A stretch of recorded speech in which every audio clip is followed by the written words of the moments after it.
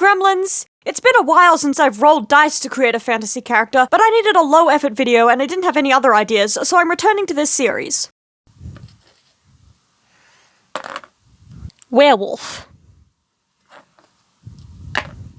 With weather powers. A griffin companion.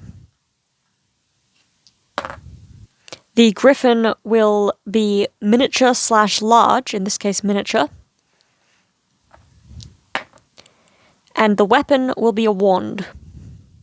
I got a pretty good idea while brainstorming how to create this character and just started going for it. Combining the use of weather powers and a wand with the fact that this is a werewolf makes me want to have it split in the clouds to reveal the moon and trigger a transformation. This also means that I want the character to be half transformed, which was a challenge to draw. The moonlight is specifically hitting her right side where she's holding the wand, so her right leg is a digitigrade wolf leg and her right side is covered in fur. Her left side is still human, but rapidly transforming. Her face was the biggest challenge, and I redraw it multiple times, trying to blend human expression with a wolf's face shape. The griffin is admittedly just kind of tacked on into this image, not really thematically relevant. They are tiny and perched on the werewolf's shoulder, a little scared of the ongoing transformation. The werewolf's clothes are all ripping off her as she transforms. Her boot has split, freeing her clawed foot. Her flannel, tank top, and shorts are all being shredded, showing fur and muscle underneath. Above the character, the clouds are spiraling in a circle, splitting apart to reveal the moon, controlled by the werewolf's wand. I started the line art with the wolf's raised hand, which is traced from my own hand since hands are hard. I gave the whole character a thin black outline, then began outlining the details, pausing to rework the face.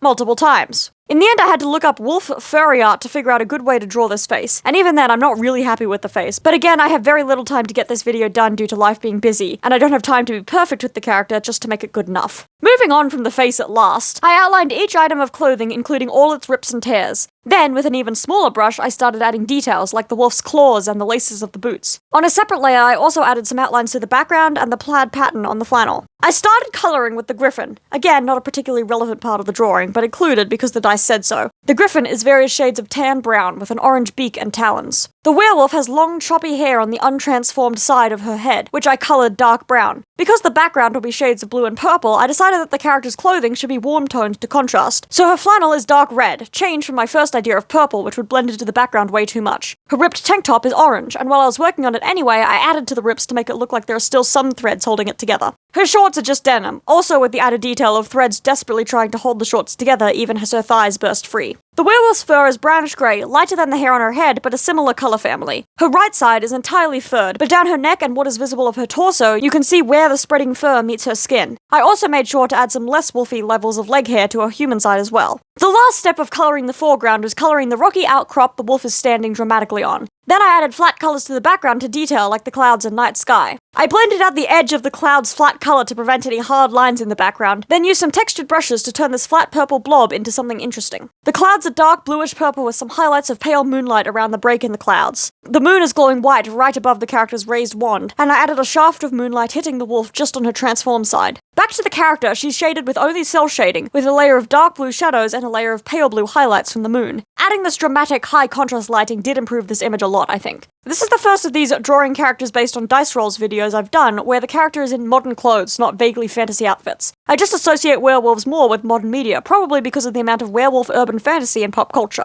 The final step to enhancing this admittedly mid-image was adding a gradient of highlight and shadow over the character. Sorry about the shorter and more low-effort video this week. I only had a few days to get this video finished because of an event I'm going to, or will have just gone to as of the day that this is uploaded. Given the fact that I'm barely keeping ahead of schedule this term as well, I may have to do more shorter videos for the next little while I try and build up a buffer again. Thank you for watching, and until next time, bye!